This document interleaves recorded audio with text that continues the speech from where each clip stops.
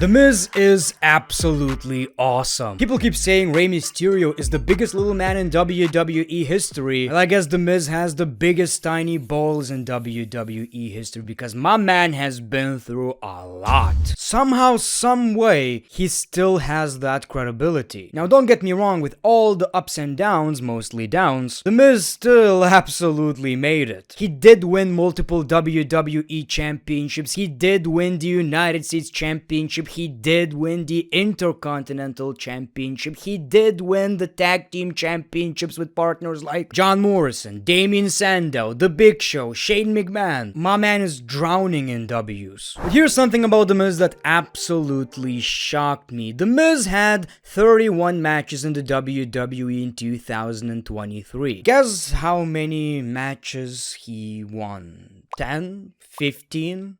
9? 5? The Miz lost 30 matches, so that leaves us with, 1.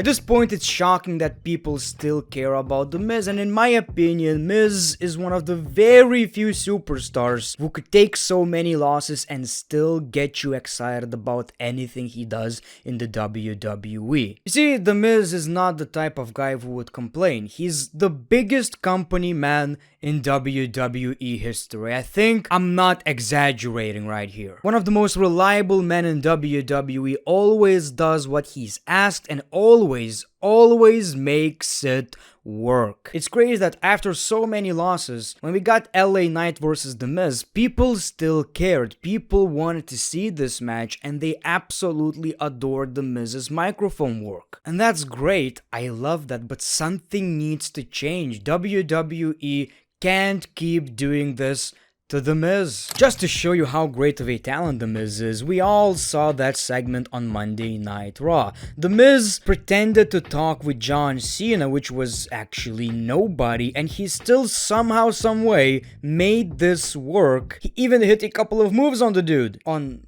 no one, to be more specific. He was fighting air, and people don't seem to understand that segment. It wasn't necessarily supposed to be funny. The Miz is the type of character who finds it funny and is trying to feed his own ego. I'm glad The Miz actually got a lot of praise from the WWE fans for that segment. In general, The Miz was involved in quite a lot. I loved his tag team with John Morrison back in the day and also recently. He was a very fun heel as the United States Champion back in 2010, I believe. His WWE Championship wasn't as good as it could have been in 2010, mostly because it was overshadowed by John Cena versus The Rock. The moment people started respecting The Miz even more is when he cut that promo on Talking Smack on Daniel Bryan.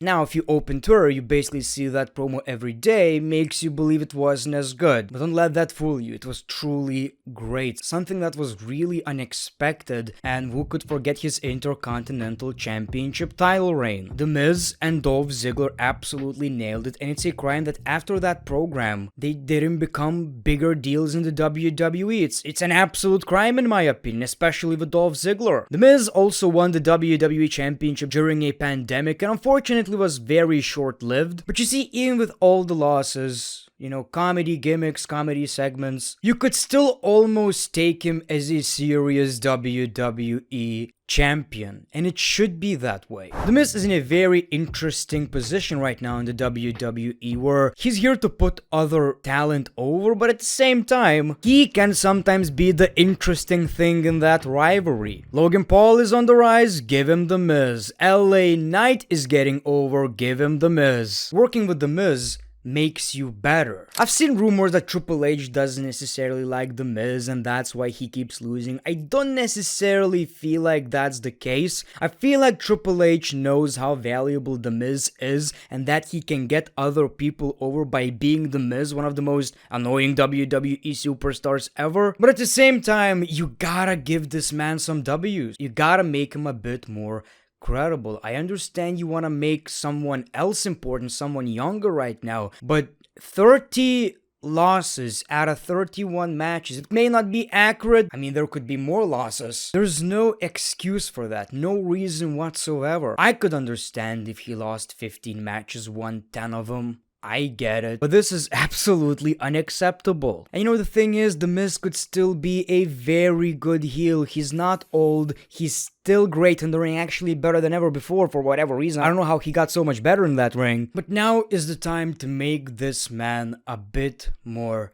serious. He lost against LA Knight, and on Raw we saw he absolutely lost his mind as well. Now is the time when you give him a more serious character. Now is the time. He's so pissed off, he starts taking things a bit more seriously and starts actually winning matches. But you know, I'm just happy that a man from MTV that wrestlers didn't necessarily like, who had a very unique rise in the WWE, wasn't very likable by both wrestlers and mostly WWE fans, finally gained the respect from everybody, whether you're a WWE superstar or a fan. A few years ago, people kept arguing whether The Miz deserves to be in the Hall of Fame or not. I think that conversation should end right about now, if not 5 years ago, right? It's about time people start respecting The Miz. So thank you for watching this video. Make sure to like this video, subscribe if you already didn't, and tickle the ball sack. The Great One, peace, love, and hugs. It's been a pleasure.